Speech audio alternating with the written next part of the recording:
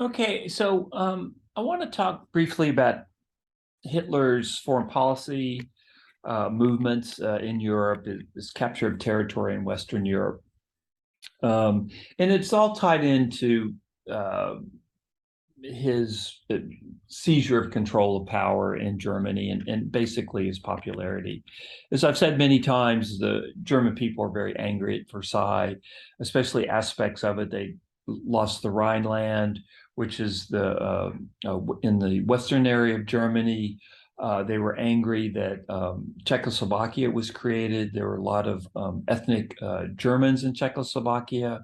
They were angry about the border with Poland, angry that the army had been limited in size and that the Air Force had been eliminated. And Hitler comes in and he starts remilitarizing Germany. He builds up the army, he recreates the Air Force. This, in turn, helps the German economy because he's spending so much money with the remilitarization. He basically, what we would today call Keynesian spending, he's priming the pump, he's pouring government dollars into industry to rebuild the German military, which goes hand in hand in rebuilding the German economy as well. And the other thing is that he recaptures or captures territory in Western Europe that proved very, very popular among the German people as well. So Hitler runs into what I would say a little bit of a winning streak in when he first comes into power. But the big take home, one of the big take homes I want you to take from this course is when he goes to war, ultimately beginning in 1939 and up until the invasion of the Soviet Union, and particularly the invasion of Soviet Union in June of 1940, Hitler ends up fighting a two-front war against the Soviets to the east and against the British and later the Americans in the West. This had always been his greatest fear. And this is one of the problems with the geography of Germany. It's between the Soviet Union in Russia and France and England, all traditional rivals of Germany. So Germany is always, it feels like it's getting pressured from both sides, which is something in the US we don't really have to worry about too much because, there's the Pacific Ocean and the Atlantic Ocean. So in many respects, the US is kind of blessed by geography and the fact that the US is a continental empire.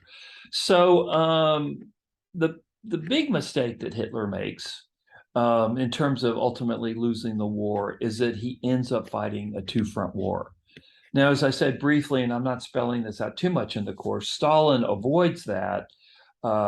He ultimately will sign a non-aggression pact with Japan, which stops him from fighting a two-front war with Japan and Germany. And he can focus his troops on Germany, which is very, very significant, especially in the first year after the German invasion. So once again, keep this in your mind.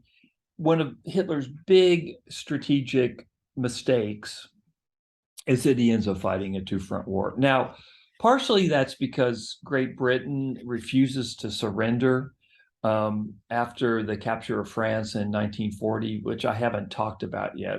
So I'm getting a little bit ahead slightly. But Great Britain and Churchill in particular refusing to surrender in 1940 caused a huge problem for Hitler, and ultimately it forces him to fight a two-front war.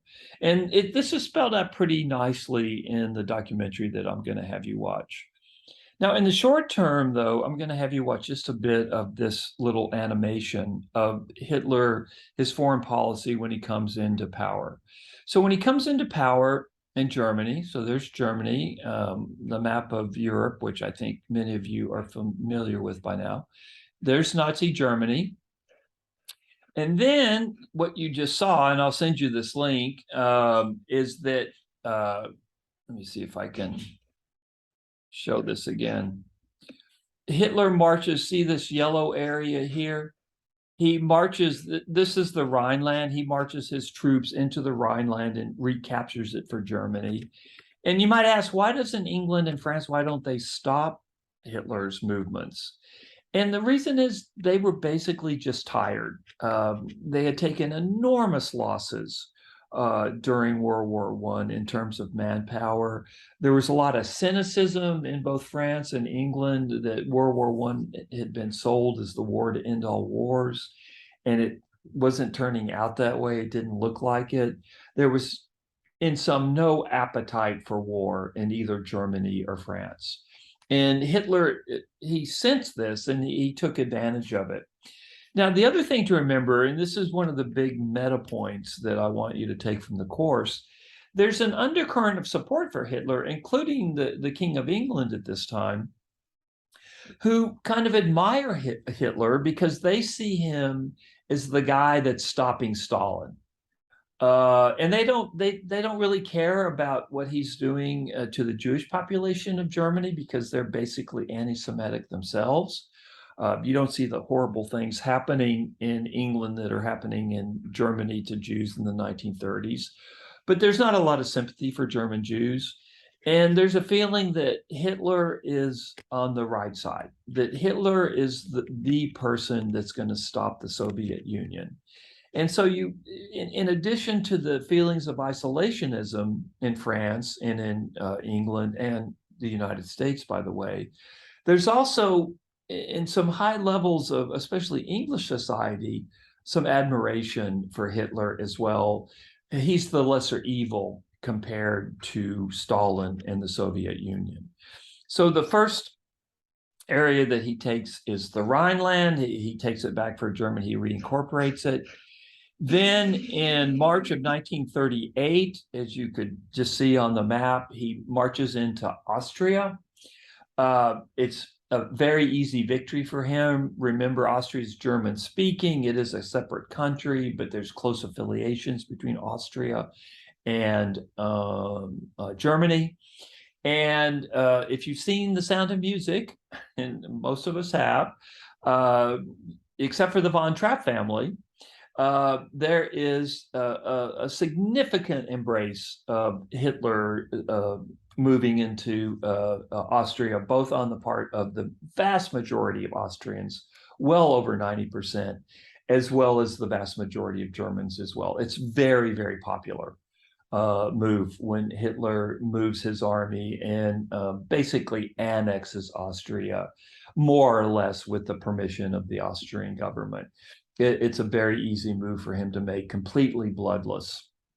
Then Hitler's eyes turn towards Czechoslovakia. And as I've said before, look how Czechoslovakia, from Hitler's point of view, look how it juts into Germany, which of course for Hitler, that's not a good thing.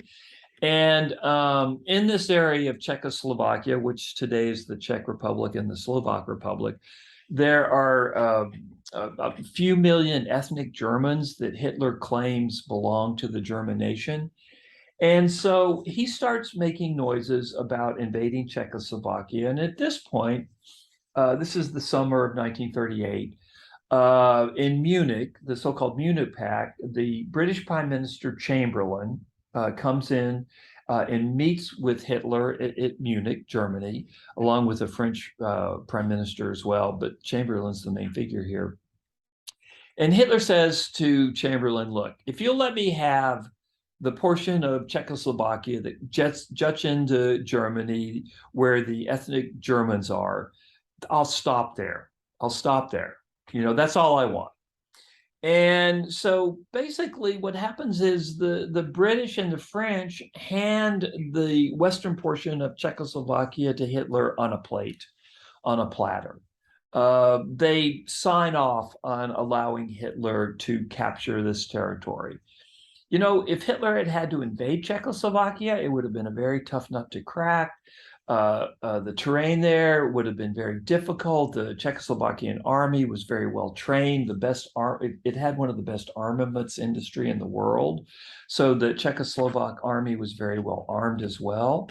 But basically, the British and the French hand the western part of Czechoslovakia over to Hitler on a platter. Chamberlain goes home. He says it's peace in our time. And people in Great Britain go wild. They're thrilled. They did not want to go to war with Hitler over Czechoslovakia. But what happens is Hitler he goes into the area of Czechoslovakia that he'd been given permission to go into, which you see on the map there. But then he just ends up in the fall of 1938, capturing all of Czechoslovakia and incorporating it into Germany. And so at this point, the British and the French say enough is enough. They say to Hitler, if you go into Poland, we will go to war with you. And that's ultimately what happens in 1939, in September of 1939. So from Hitler's point of view, he captures the Rhineland first. He captures Austria in March of 1938, Czechoslovakia in the fall of 38. The British say, okay, if you go into Poland, it's war. But by this time, Hitler is very confident. He signs a peace treaty with Stalin, which in the short term mitigates the problem of the two-front war, because he doesn't have to worry about Stalin fighting against him. And in fact, as the Schneider reading shows, Stalin and Hitler carved up Poland. And so Poland's a fairly easy victory. And this is the beginning of World War II in Europe.